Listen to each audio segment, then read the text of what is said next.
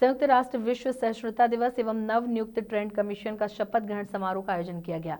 कार्यक्रम में CM doctor Mohan Yadav शामिल हुए। राष्ट्रमंडल व्यापार परिषद ने 55 देश के साथ व्यापार संबंधों में तेजी लाने के लिए मध्य प्रदेश के सीएम मोहन यादव से अनेक देशों के दूतावासों की वार्ता की।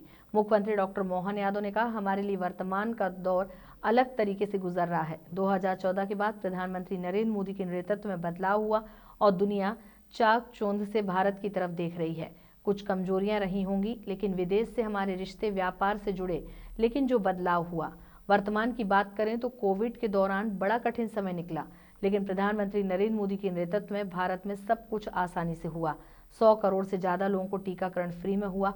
जब कोई किसी को नहीं पहचान रहा था, तब हमने उदारता दिखाते हुए दूसरे देशों की मदद की।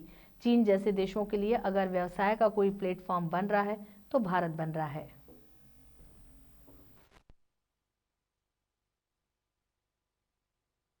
सेक्टर में काम करने का प्रारंभ किया है कि शासन की जनहितैषी योजना वो भी चलती रहे, लेकिन शासन की योजनाओं को चलते चलते शासन की आय भी बढ़ना चाहिए, व्यापार व्यवसाय का मौका भी मिलना चाहिए। और उसमें भी हमने क्रमशः कुछ चरण तय किए।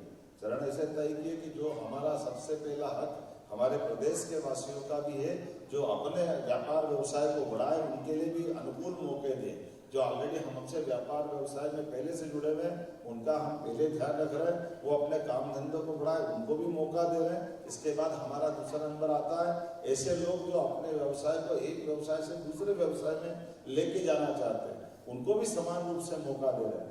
तीसरा व्यवसाय जो अपने देश के अंदर बाकी राज्यों में बैठे लोग हैं, वो आकर के हमारे इन सभी सेक्टरों में समान रूप से जिस भी सेक्टर में जुड़ना चाहे हम उसमें जुड़ करके उनका स्वागत कर रहे हैं। और उसके बाद जैसे हमने कहा विश्व बंधुत्व की बात कर रहे हैं कि हमारे देश के अंदर प्रदेश के अंदर से संतृप्त नहीं हो रहे हैं, हम विश्व के बाकी भी व्यापार व्यवसाय के लोगों को मध्य प्रदेश में भी मौका देना चाह रहे हैं कि आइए मध्य प्रदेश, परमात्मा के आशीर्वाद से मध्य प्रदेश में वो सब संभावना जिसके भरोसे से मध्य प्रदेश निश्चित रूप से अपने उस 5 साल के लक्ष्य को 3 साल में प्राप्त कर सकता है। मैं इस बात के लिए आश्वस्त करना चाहता हूँ। इस दिशा में हम लोग करें।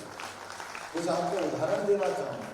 उदाहरण के लिए जैसे हेल्थ का सेक्टर, अब हेल्थ के सेक्टर में अभी हमारे सामने जैसे हमारा अपना लंबा काल का समय चला गया कि 5 मेडिकल कॉलेज, अगर हम छत्तीसगढ़ को छोड़ते हैं उसको जोड़े तो 6 मेडिकल कॉलेज लगातार 2004 तक हमारे पास कुल 6 मेडिकल कॉलेज थे। वर्तमान की स्टेट में 5 थे, एक कम कर दिया, इसलिए 5 बताया। उस 5 से हम अभी तक आते आते अब आज की स्थिति में 17 में हम पहुंचे, अर्थात 12 मेडिकल कॉलेज हमने नए बनाए।